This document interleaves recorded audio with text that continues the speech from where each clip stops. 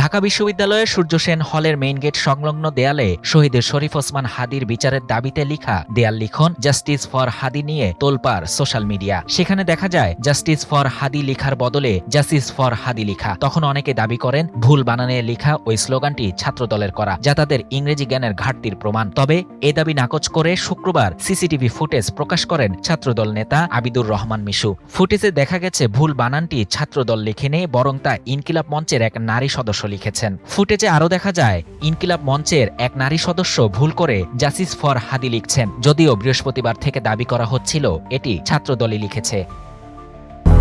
200-র বেশি সার্ভিস ও ফিচারে লেনদেনের সব বিকাশ অ্যাপে সম্ভব। তবে ইনকিলাব মঞ্চ জানিয়েছে ওই নারী সদস্য ডাকসুর মুক্তিযুদ্ধ ও গণতান্ত্রিক আন্দোলন বিষয়ক সম্পাদক ফাতিমা তাসনিম জুমা নন। জুমাও নিজে দাবি করেছেন ছবির নারী তিনি নন। সংগঠনটির পক্ষ থেকে আরো বলা হয়, দেয়াল লিখন কর্মসূচির সময় জুমা উপস্থিতি ছিলেন না, বরং বিশ্ববিদ্যালয়ের 2025-26 শিক্ষাবর্ষের একের ছাত্রী এই লেখাটি লিখেছে। ইনকিলাব মঞ্চের দাবি এটি অজ্ঞতার কারণে নয়, বরং অবচেতনভাবে হওয়া একটি ভুল।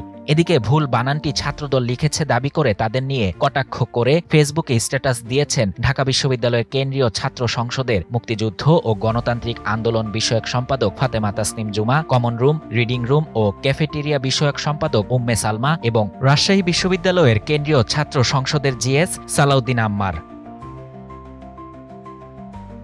শাহরিয়ার শাফাত, বাংলা নিউজ 24।